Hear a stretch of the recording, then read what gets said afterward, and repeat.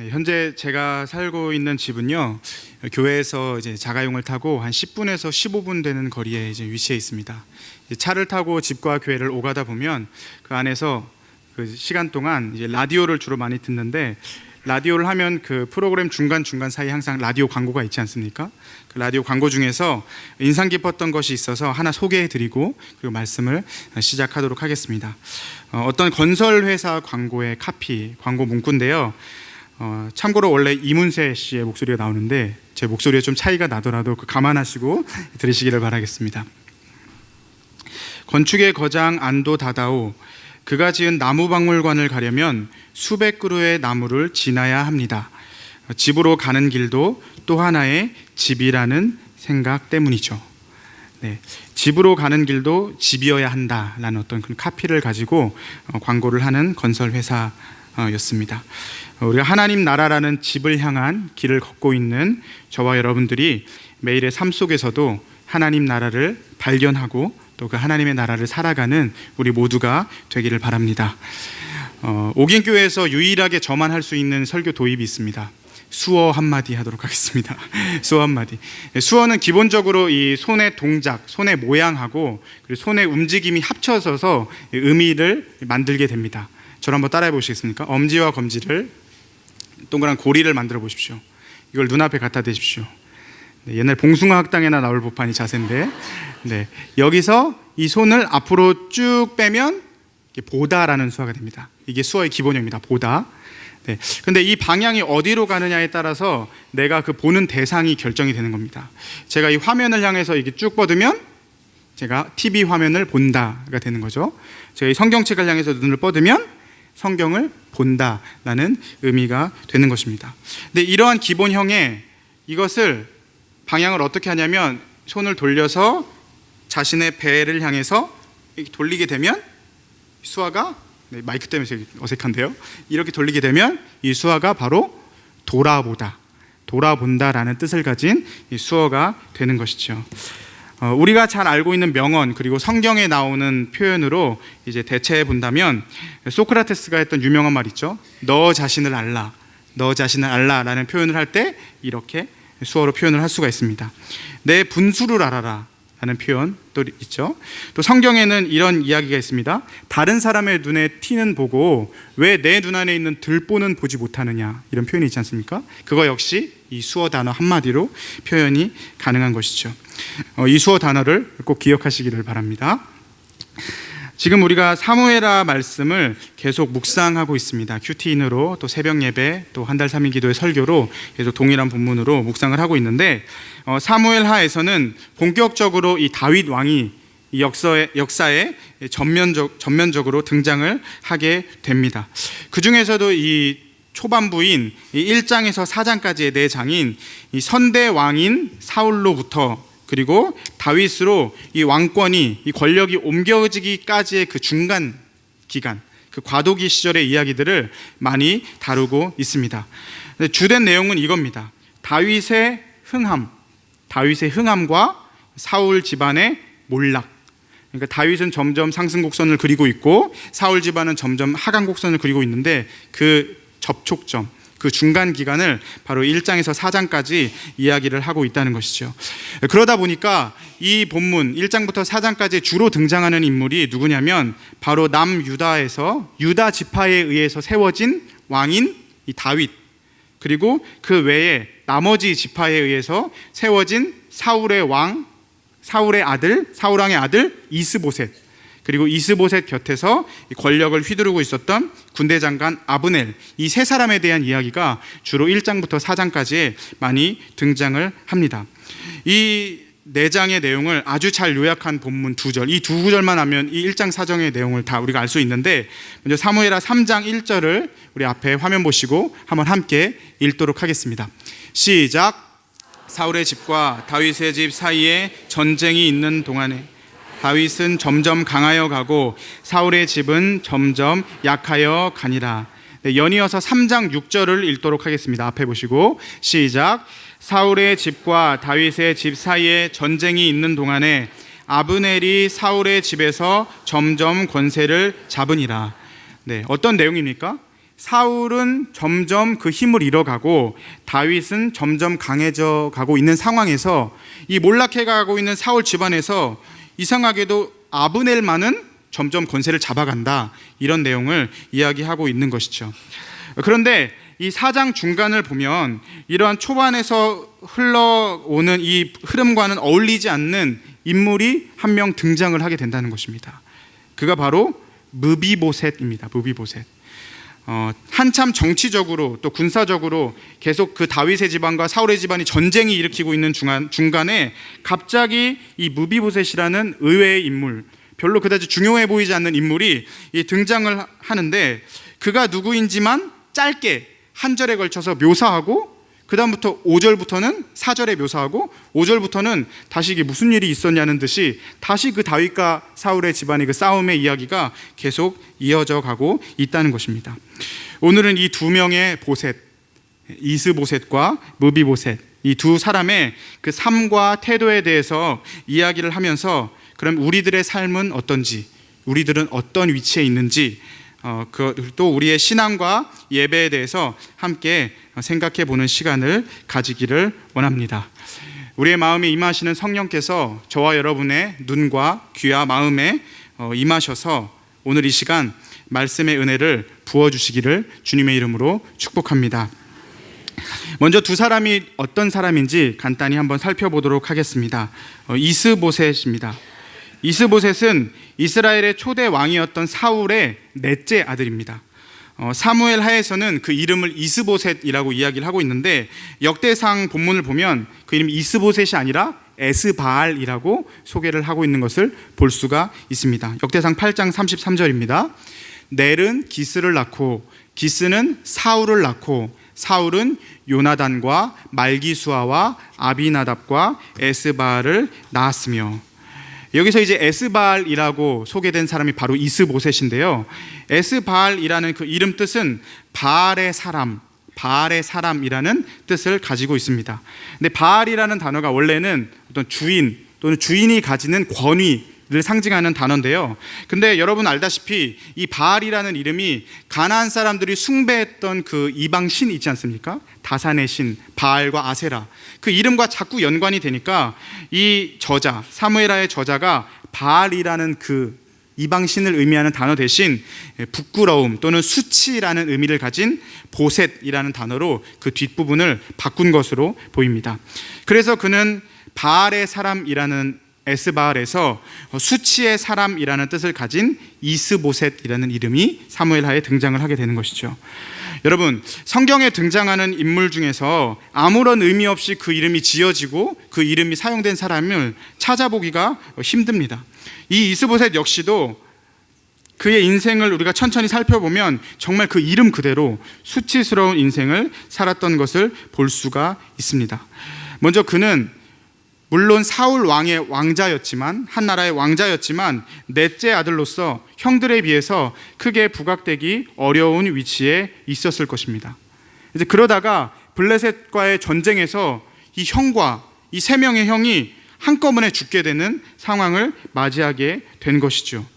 홀로 남게 되었는데, 이 홀로 남게 되었다면 어차피 그 왕위의 적통이고 왕위를 계승할 만한 사람이기 때문에 당연히 자연스럽게 왕이 되어야 함에도 불구하고 이 사람이 가진 왕자의 위치로 왕이 된 것이 아니라 이 이스보셋의 삼촌, 숙부, 그러니까 사울의 친척 동생인 아브넬의 힘을 입어 왕이 되었다는 것이죠. 그렇기 때문에 왕이 되었지만 왕으로서 어떤 권위를 행사할 수 없었습니다. 오히려 숙부이자 그를 왕으로 세우는 데 큰 역할을 했던 그 군대 장관 아브넬에게 심하게 휘둘리면서 마치 허수아비 왕과 같은 삶을 살게 되었다는 것이죠. 그리고 가장 큰 부끄러움은 뭐냐면, 왕인 그가 보는 앞에서 이 아브넬이라는 사람이 얼마나 기고만장한지 아버지의 첩이었던 리스바를 이 군대 장관이 범하는 것을 보게 됩니다. 그 통관하는 장면을 보고 그것에서 조금 화가 나니까 큰 소리를 내었다가 그나마 유능하고 믿을 만한 장수였던 이 아브넬이란 사람이 완전히 크게 반발을 하면서 이 이스보셋 곁을 떠나게 되는 것이죠. 사무엘하 3장 8절과 9절입니다. 이스보셋이 그 아브넬에게 나무란 이후에 보인 아브넬의 반응입니다. 우리 앞에 본문 보시고 한번 좀 길지만 함께 읽어보도록 하겠습니다. 시작. 아브넬이 이스보셋의 말을 매우 분하게 여겨 이르되 내가 유다의 개머리냐? 내가 오늘 당신의 아버지 사울의 집과 그의 형제와 그의 친구에게 은혜를 베풀어 당신을 다윗의 손에 내주지 아니하였거늘 당신이 오늘 이 여인에게 관한 허물을 내게 돌리는도다. 여호와께서 다윗에게 맹세하신 대로 내가 이루게 하지 아니하면 하나님이 아브넬에게 벌위의 벌을 내리심이 마땅하니라. 배반을 했던 그 아브넬이 하는 이런 그 꾸짖음에도 아무런 말도 할 수 없고 오히려 두려워 떨 수밖에 없었던 비참하고 수치스러운 인생이었다는 것이죠. 그런데 이 배반을 했던 아브넬이 죽임을 당하거든요. 배반 이후에. 근데 죽임을 당한 소문을 듣고 사무엘하 4장 1절을 보면 그의 손에 맥이 풀려버렸다라고 표현을 하고 있는 것입니다. 아무런 것도 할 수가 없었던 것이죠. 그 후에 낮잠을 자던 중에 이제 다윗에게 공을 얻고 투항을 하기 위한 이 두 명의 부하, 오늘 읽은 본문 4장 2절에도 나오는 레갑과 바하나에게 비참하게 살해당하면서 그의 수치스러운 인생이 마무리가 됩니다. 얼마나 슬프고 비참하고 수치스러운 인생입니까? 우리가 두 번째 살펴볼 인물은 무비보셋입니다. 무비보셋은 보셋이 수치라는 의미를 가지고 있다고 했죠. 수치를 해치는 자, 수치를 없애는 자라는 의미를 가지고 있다고 합니다. 그러니까 에스바알이 이스보셋으로 이름이 바뀐 것처럼 아마 이 무비보셋의 이름도 원래 무비보셋이 아니라 무비바알이라는 이름이었다가 그 뒷 단어를 바꾼 것으로 보입니다. 그는 다윗과 언약을 맺은 사울의 장남 요나단 아시죠? 요나단의 아들이자 사울 왕의 손자였습니다. 그런 그가 성경에 처음 등장하는 장면이 바로 오늘 읽은 본문 4장 4절이라는 것이죠. 우리 4장 4절 앞에 보시고 한 목소리로 한번 읽도록 하겠습니다. 시작. 사울의 아들 요나단에게 다리 저는 아들 하나가 있었으니 이름은 무비보셋이라. 전에 사울과 요나단이 죽은 소식이 이스라엘에서 올 때에 그의 나이가 5살이었는데 그 유모가 안고 도망할 때 급히 도망하다가 아이가 떨어져 절개되었더라. 이스보셋도 수치스러운 인생을 살았지만 무비보셋도 역시 굉장히 힘들고 또 수치스러운 삶을 살게 되었을 것으로 보입니다.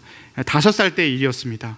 이 사울과 사울의 아들 셋이 한꺼번에 죽는 그 일이 일어난 이후에 사울의 집안이 몰락하고 있는 그 상황 가운데서 이 가족들이 도망치지 않았겠습니까? 급하게 도망치는 와중에 이 무비보셋을 안고 있던 유모가 실수로 이 아이를 떨어뜨려서 두 다리를 절개되었다고, 평생을 절개되었다고 묘사를 하고 있는 것이죠. 그 후로 한동안 이 무비보셋은 존재감 없는 삶을 살았습니다. 이스보셋이 죽었지 않습니까? 이스보셋이 죽었다면 그 다음 왕위로 설 수 있는 사람 중에 한 명이었음에도 불구하고 이 무비보셋은 이름이 한 번도 언급되지 않고 왕위의 후보로 인정되지 못했습니다. 그러나 그 후로 9장에 이르러서는 이 무비보셋이 다윗의 왕국이 어느 정도 안정을 되찾았을 때에 누군가의 집에서 얹혀서 살다가 다윗과 그의 수하에 의해서 발견이 돼서 다윗 앞에 나와 모든 것이 회복되는 것을 경험하게 됩니다. 사무엘하 9장 7절인데요. 사무엘하 9장 7절 제가 읽겠습니다.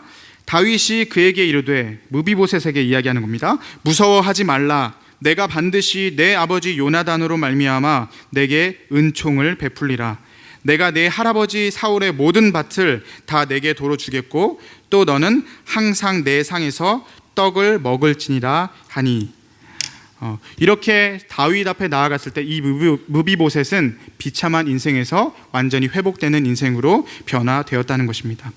여러분, 이 이스보셋과 무비보셋, 이름에 보셋이 들어가는 것, 그리고 사울 집안의 사람들이라는 것 외에는 이 삶의 그 모든 과정과 이 삶의 그 최후 결과가 완전히 다른 것 같은 이 두 사람에게는 공통점이 있습니다.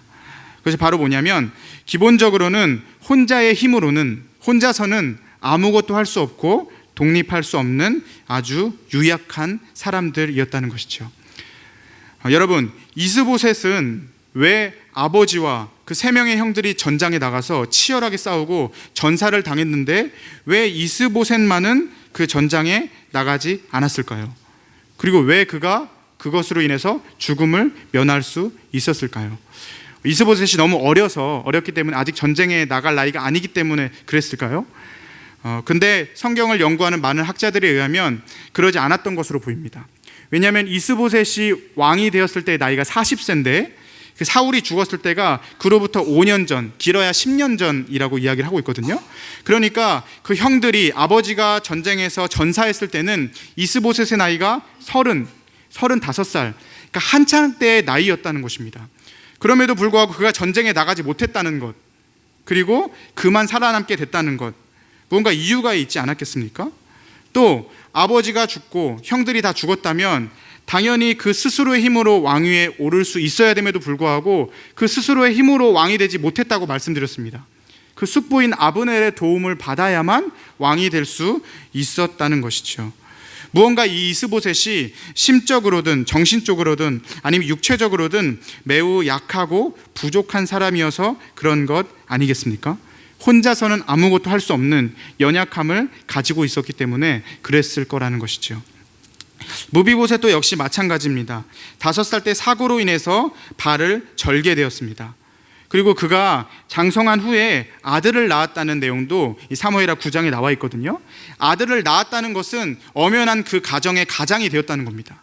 그런데 가장이 된 이후에도 이 무비보셋은 독립하지 못했다는 것이죠. 마길이라는 사람의 집에서 얹혀서 살고 또 그로 인해 돌봄을 받고 살고 있었다는 것입니다. 오늘 읽은 본문 4장 4절에서는 그냥 절개되었다라고 나오지만 9장 13절을 보면 두 발을 다 절었다라고 이야기를 합니다. 너무 비참한 삶이죠. 연약한 삶이죠. 그 혼자서의 힘으로는 지금이야 그래도 장애인들이 무언가 스스로 해볼 수 있는 그런 좋은 복지 체제가 그나마 좀 발전돼 있었지만 완전히 아무런 사람들에게 인간 취급도 받지 못하던 그 상황에서 장애인으로 살게 되었다는 것입니다. 혼자의 힘으로는 아무것도 할 수 없는 사람이었다는 것이죠. 그러나 여러분, 두 사람의 결과는 달랐습니다. 이스보셋은 수치스러운 삶을 살다가 비참하게 그의 부하들에 의해서 살해를 당해서 정말 그 이름 그대로 수치의 사람이 되었지만, 무비보셋은 다윗에게 나아가서 모든 것이 회복되고 또 그 이름 그대로 수치를 물리치는, 수치를 해치는 사람이 되었다는 것입니다. 여러분, 어디에서 이런 다른 결과가 나왔습니까? 두 사람의 태도의 차이, 자신의 현재의 위치를 인정하느냐 인정하지 않느냐의 차이에서 이렇게 다른 결과가 나온 것으로 보입니다. 두 사람의 차이점을 보면 이스보셋은 아직 자기가 예전에 가지고 있던 그 영광을 버리지 못했던 것으로 보입니다. 자기의 의를 생각하고 자기의 의를 찾는 사람이었던 것이죠. 대표적인 사건이 아까 잠깐 말씀드렸던 아브넬에게 아버지의 사울의 첩을 범한 사건에 대해서 분노하였던 것입니다. 네가 어찌하여 아버지의 첩과 통간하였느냐. 지금 상황이 어때요? 사울의 집안은 점점 더 몰락해가고 아브넬은 점점 더 왕성해가는 그런 상황에서 자신의 어떤 위치를 망각한 채 자신이 왕의 자리에 스스로의 힘으로는 앉을 수 없는 위치에 있는 사람이었는데 자신이 아브넬에 의해서 왕으로 세워졌다는 것을 완전히 잊어버린 채 나는 사울의 아들이다, 나는 이스라엘의 왕이야 라는 자기 의를 주장을 하고 있는 것이죠. 이 사건으로 인해서 이스보셋과 이 아브넬의 관계가 완전하게 틀어져 버리는 것입니다. 아브넬이 그를 반역하고 다윗의 진영으로 넘어가게 되는 것이죠. 그런데 그 이후에 더 이상한 것이 있습니다. 뭐냐면 이렇게 아브넬에 의해서 기도 못 피고 이렇게 주눅들어 살고 있던 이 이스보셋이 아브넬이 그의 곁을 떠난다면, 그리고 그가 또 죽게 된다면 오히려 훌훌 털고 일어나서 막 풍악을 울리면서 즐거워해야 되지 않겠습니까? 그런데 그러지도 않았다는 것이죠. 이 아브넬은 결국 다윗의 진영으로 넘어갔지만 이 아사헬이란 장수를 죽인 사건 때문에 아사헬의 형인 요압의 그 복수로 인해 아브넬이 살해를 당하게 됩니다. 죽임을 당하게 되면 제가 이제 이 이스보셋이라면 막 기뻐했을 텐데 그는 그러지 않았다는 거죠. 본문 4장 1절을 우리 앞에 보시고 한번 읽겠습니다. 시작. 사울의 아들 이스보셋은 아브넬이 헤브론에서 죽었다 함을 듣고 손에 맥이 풀렸고 온 이스라엘이 놀라니라. 손에 맥이 풀려버렸다는 겁니다. 죽은 사람과 같이 되었다는 겁니다. 이중적인 모습 아닙니까? 나는 왕족이야, 나는 왕자야, 나는 이스라엘의 왕이야 라고 자기의 일을 주장하던 이스보셋이, 그러나 한편으로는 아브넬이 죽은 소식을 듣자 나는 아브넬이 없으면 아무것도 할 수 없어, 자기의 의를 주장하지만 자기가 신뢰하던 그 어떤 것이 무너져 버리자 손에 맥이 풀러질 정도로 완전 주저앉아 낙담하는 그런 모습을 보였습니다. 반면에 무비보셋은 자신의 비참한 처지를 너무나 잘 알고 있는, 그래서 자기를 부인할 줄 아는 사람이었습니다. 다리를 절게 된 것도, 아들을 두고 한 가정의 가장이 되어서까지도 독립하지 못한 것도, 누군가에 얹혀 살아야만 살 수 있는 그 상황도 다 알고 있었다는 것이죠. 그리고 인정했다는 것입니다. 그래서 다윗을 만나고 그에게 취했던 무비보셋의 자세를 보면 사무엘하 9장 8절입니다. 사무엘하 9장 8절. 그가 절하여 이르되 이 종이 무엇이기에 왕께서 죽은 개 같은 나를 돌아보시나이까 하니라. 절하여 이 종이 무엇이기에 죽은 개와 같은 나를 돌보십니까? 라고 이야기를 한다는 것이죠. 나는 죽은 개만도 못한 사람입니다. 나는 무언가를 받을 만한 위치도 아닙니다. 나는 무언가를 받을 만한 자격도 없는 사람입니다 라는 것을 인정하는 자세를 보인다는 것이죠. 여러분, 이스보셋과 무비보셋 둘의 공통점이 무엇이라고 하였죠? 둘 다 너무 연약한 사람이었습니다. 그러나 한 사람은 그것을 부인하며 자기의 의를 주장하였고, 한 사람은 그것을 인정하며 자기를 부인하고 또 은혜를 구하는 겸손한 태도를 보였다는 것입니다. 우리가 이 두 사람의 태도와 또 예배와 신앙생활을 하면서 하나님 앞에서 보이는 우리의 태도를 한번 함께 연결해서 생각해 보려고 합니다. 도입부에 배우셨던 수어 기억하시죠? 한번 해보실까요? 돌아보다. 한 3분의 1만 하고 계십니다. 벌써 잊어버리신 거 아니시죠? 네, 돌아보다라는 수어입니다. 이 수어를 배운 이유는 이 수어가 가지는 의미 때문에 그렇습니다. 나 자신을 돌아보는 것이거든요. 내가 지금 어떤 위치에 있는지, 나 자신의 위치를 안다라는 의미를 가진다는 것입니다. 우리들이 신앙생활을 하는 데 있어서 이 위치감이 굉장히 중요합니다. 보십시오. 이스보셋은 이것이 안 되는 사람이었고, 무비보셋은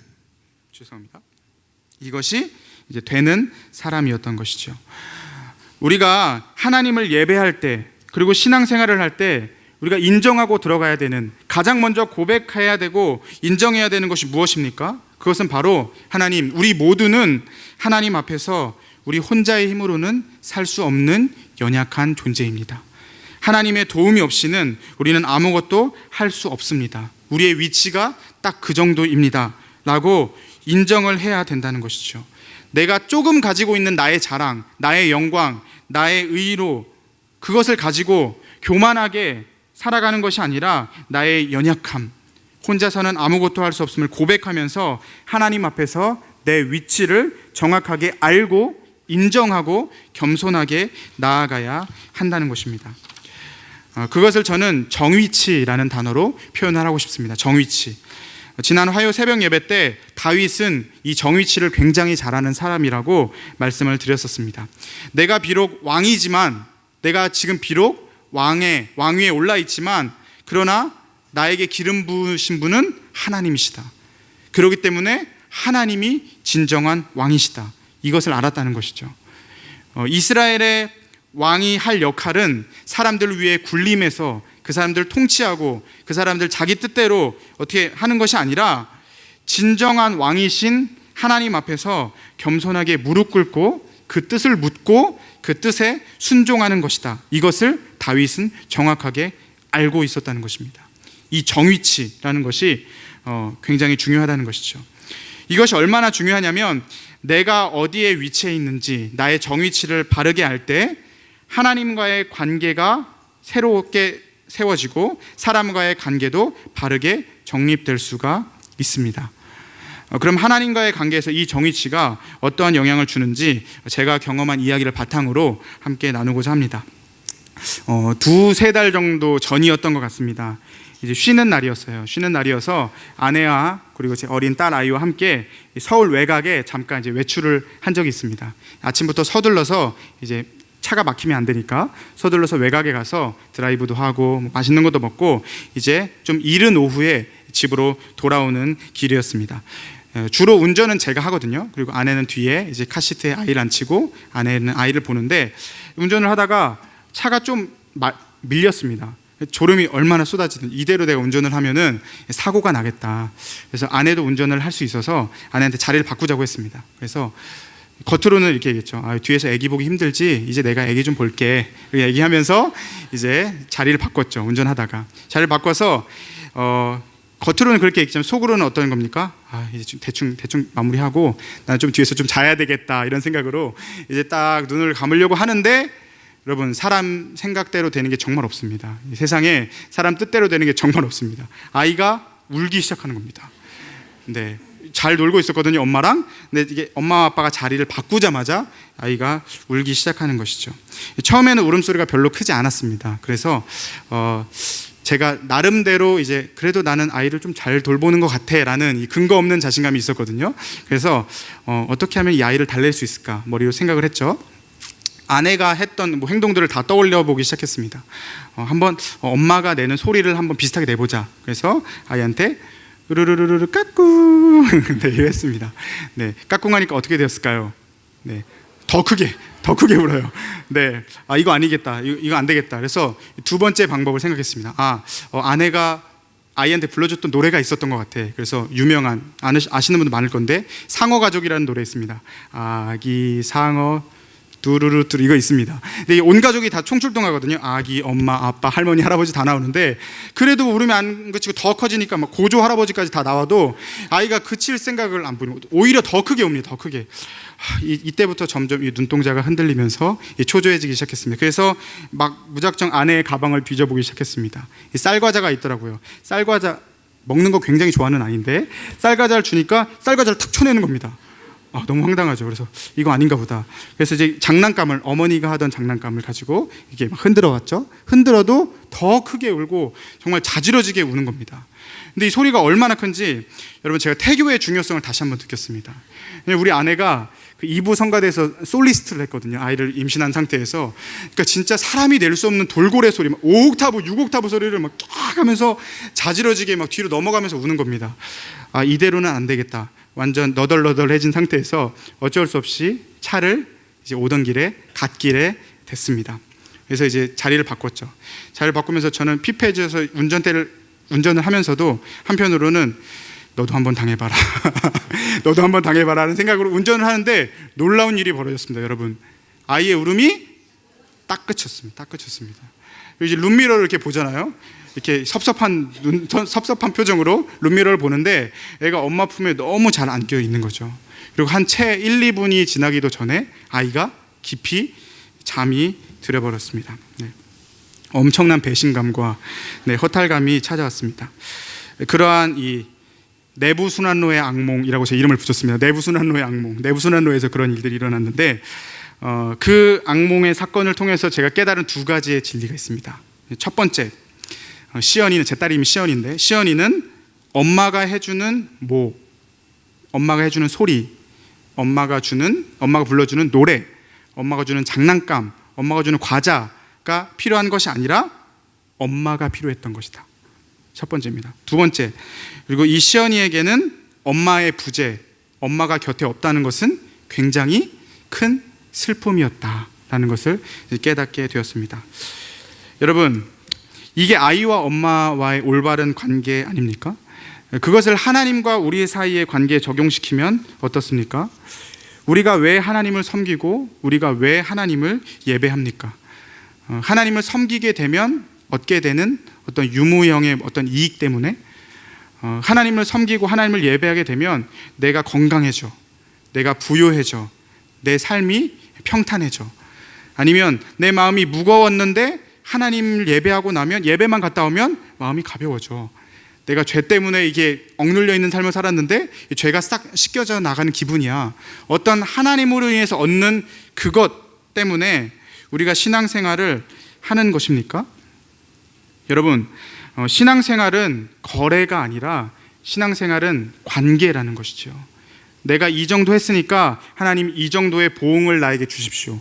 하나님이 이 정도 해주시면 내가 이만큼 또 하겠습니다.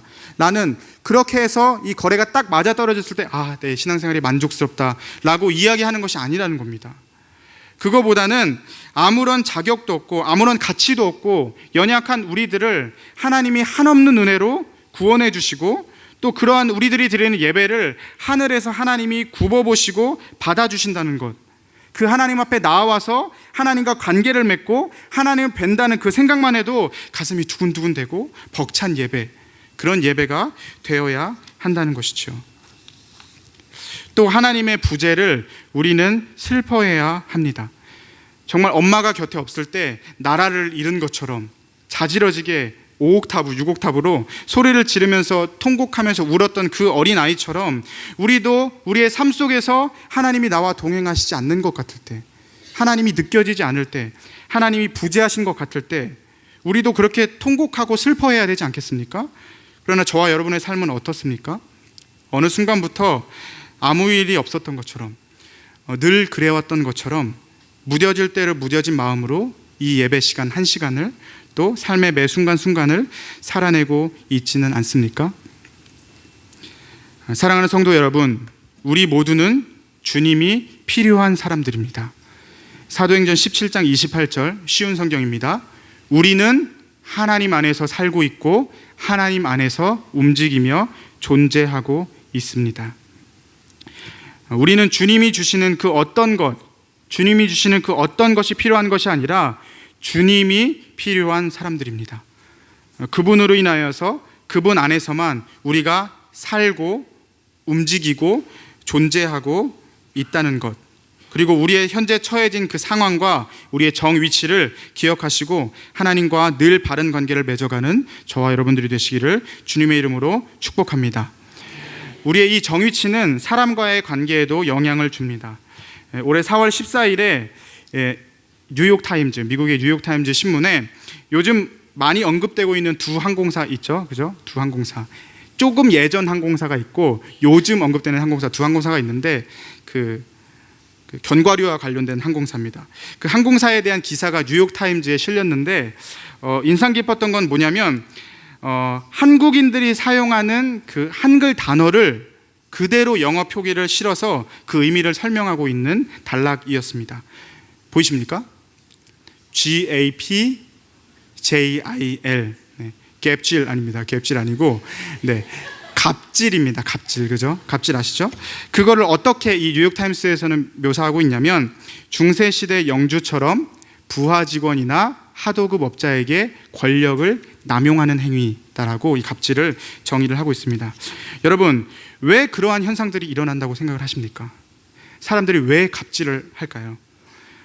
인간이 자신이 있어야 할 정위치, 특히 하나님 앞에서 자신의 위치를 완전히 잊어버린 채 내가 하나님 위치에 서는 것입니다. 갑의 자리에 서려고 할 때 그러한 문제들이 생기게 된다는 것이죠.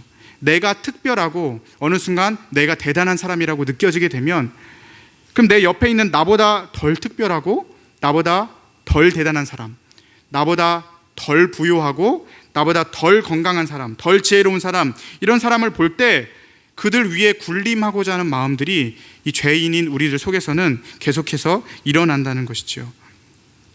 그렇게 되면 갑질을 하게 되는 겁니다. 권력을 남용하고 사람을 비인격적으로 대하고 그들 위에 관계적으로 군림하게 된다는 것입니다. 그러나 여러분, 우리가 하나님 앞에서의 우리의 위치를 정확하게 기억한다면 우리는 을도 아니고 갑을병정, 무기경신, 임계 있지 않습니까? 개만도 못한 위치에 있는 것들을 우리가 기억해야 된다는 겁니다. 그런데 그런 위치에 있는 자들, 정말 가장 비참하고 죄악 가운데, 죄악의 구렁텅이에 빠져 있는 우리들을 향해서 하나님이 갑질을 하셨거든요. 뭐죠? 그 죄인들을 끌어올리신 겁니다. 그 아들 예수 그리스도를 희생하면서까지 하나님의 자녀를 삼아주신 것입니다.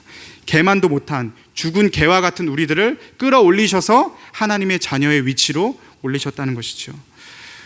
그 갑질, 우리가 흔히 잘 표현하는 단어는 뭐죠? 은혜. 그 은혜를 기억한다면 우리가 어떻게 다른 사람들 위에, 사람 위에 사람이 설 수 있겠습니까? 우리가 받은 은혜, 1만 달란트라는 정말 큰 죄악을 탕감받은 그 은혜를 기억한다면 어떻게 100데나리온 빌려간 자, 이 사람에 대해서 우리가 갑질을 하고 그 사람들을 긍휼히 여기지 않을 수가 있냐는 것이죠. 그 은혜를 기억할 때에야만 우리가 이웃을 긍휼히 여기고 이웃을 사랑할 수 있다는 것입니다. 성도 여러분, 한번 따라해 보십시오. 하나님이 갑이다. 진정한 갑은 하나님이십니다. 우리가 갑이 되려는 모든 노력을 멈추고 하나님께 받은 그 큰 은혜, 어느 것으로도 갚을 수 없는 그 은혜를 기억하면서 그 은혜가 너무 크기 때문에 우리의 이웃들을 사랑으로 대할 수 있는 저와 여러분들이 되시기를 주님의 이름으로 간절히 축복합니다. 이제 말씀을 마무리하도록 하겠습니다. 사랑하는 성도 여러분, 우리는 모두 이스보셋의 자기 의와 무비보셋의 자기 부인 또는 자기 연민, 그 사이 어딘가에 위치하고 있음을 기억해야 합니다. 우리는 모두 연약한 사람입니다. 누군가의 도움, 특히 하나님의 도움이 없이는 아무것도 할 수 없고 아무것도 아님을 인정해야 하는 사람들입니다. 그런데 신앙생활을 하면서 하나님께 두 가지 반응, 다른 반응을 보일 수 있다는 거죠. 누군가는 이스보셋처럼 자신의 무가치함과 연약함을 인정하지 못하고 부인하고 그 속에서 어떻게 조그만한 내 자랑, 조그만한 내 의, 내가 할 수 있는 나의 가능성을 찾아보려고 몸부림치는 이런 어리석은 사람이 있는가 하면, 또 어떤 사람은 다른 방면으로 어리석은 사람인데 너무나도 좌절하고 절망한 나머지 완전히 소망을 잃고 절망 가운데 손을 놓고 손에 맥이 풀린 상태에서 자기 연민에 빠져 살아가는 사람들도 있을 수 있다는 것이죠. 저와 여러분은 어느 곳에 위치해 있습니까? 성도 여러분, 우리들이 모두 하나님 앞에서 정위치해야 한다는 것을 기억하시기를 바랍니다. 팀 켈러 목사님은 센터 처치라는 책에서 복음의 능력, 말씀의 능력을 두 가지 움직임으로 드러낸다라고 이야기를 합니다. 첫째, 나는 내가 감히 생각했던 것보다 훨씬 더한 죄인이고 허물 많은 존재입니다. 이것은 이스보셋처럼 자기의 의를 주장하는 사람들에게 해당되는 말입니다. 나는 내가 생각했던 것보다 훨씬 더한 죄인이고 훨씬 허물 많은 존재입니다. 둘째, 나는 내가 감히 바랬던 것보다 더 많은 사랑을 받고 용납되었습니다. 이것은 완전하게 좌절하여서 손에 맥이 풀려져서 자기 연민에 빠져 있는 사람들에게 필요한 말씀입니다. 나는 내가 원했던 것보다 더 많은 사랑을 받고 용납된 사람입니다. 사랑하는 성도 여러분, 아무쪼록 저와 여러분이 이 이스보셋과 무비보셋 사이에서의 균형, 복음의 능력, 복음의 두 가지 움직임을 기억하시면서 신앙생활을 할 때, 그리고 예배할 때 우리의 삶의 자세에서도 하나님 앞에서의 위치, 그 정위치를 기억하시는 저와 여러분들이 되시기를 주님의 이름으로 간절히 축원합니다.